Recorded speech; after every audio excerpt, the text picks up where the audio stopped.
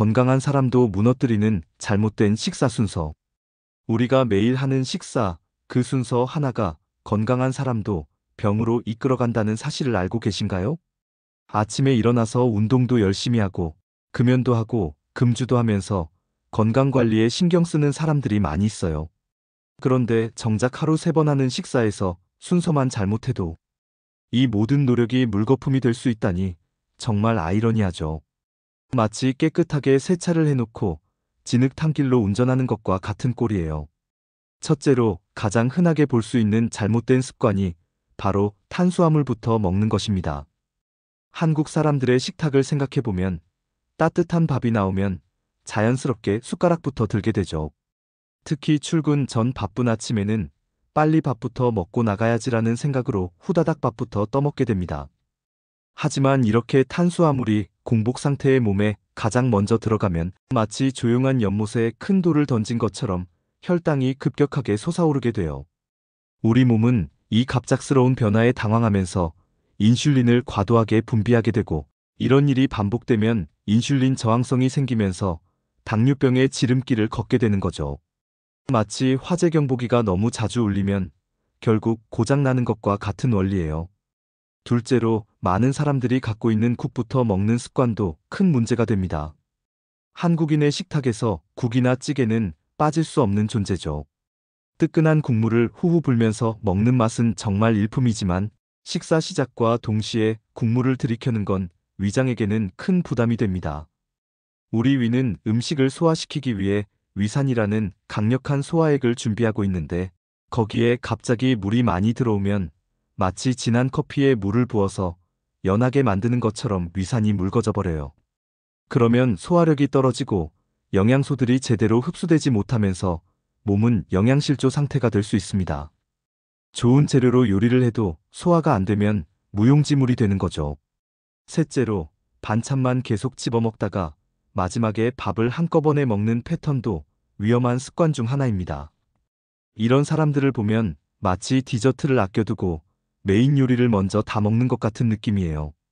김치, 나물, 생선구이 등등 맛있는 반찬들을 이것저것 골라 먹으면서 시간을 보내다가 마지막에야 밥도 먹어야지라며 급하게 밥을 우겨넣게 됩니다.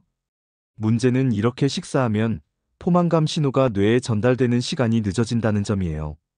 우리 뇌는 보통 식사를 시작한 후 20분 정도 지나야 이제 배부르다는 신호를 보내는데, 밥을 나중에 먹으면 이미 반찬으로 어느 정도 배가 찬 상태에서도 계속 먹게 되어 결국 과식으로 이어지게 됩니다.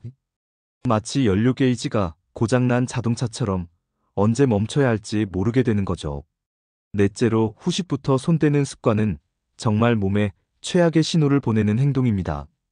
요즘은 카페 문화가 발달하면서 식사 전에 디저트나 달달한 음료를 먼저 마시는 사람들이 늘어나고 있어요. 배가 고프니까 일단 달콤한 걸로 허기를 달래자는 생각이지만, 이건 마치 빈 연료통에 설탕물을 먼저 넣고 나서 휘발유를 넣는 것과 같아요. 당분이 공복 상태에서 가장 먼저 흡수되면 혈당이 롤러코스터처럼 요동치게 되고, 이때 분비되는 인슐린이 나머지 음식들을 지방으로 저장하라는 명령을 내리게 됩니다. 결국 같은 양을 먹어도 살이 더 잘 찌는 체질로 바뀌게 되는 거죠. 다섯째로 많은 사람들이 놓치는 부분이 바로 식사 중간중간 물이나 음료를 계속 마시는 습관입니다. 목이 마르거나 음식이 목에 걸린다는 이유로 식사 도중에 물을 벌컥벌컥 마시는 분들이 있는데, 이것도 소화에는 좋지 않은 영향을 미쳐요. 마치 불타는 장작 위에 물을 부어서 불을 꺼뜨리는 것처럼 소화의 불꽃을 약하게 만들어버리는 거죠. 특히 찬물이나 얼음이 들어간 음료를 마시면 위장의 온도가 떨어져서 소화효소들의 활동이 둔화되고 전체적인 소화 과정이 느려지게 됩니다. 그러면 음식이 위장에 오래 머물면서 부패하기 시작하고 가스가 차거나 속이 더부룩한 증상이 나타나게 되어요. 그렇다면 올바른 식사 순서는 무엇일까요?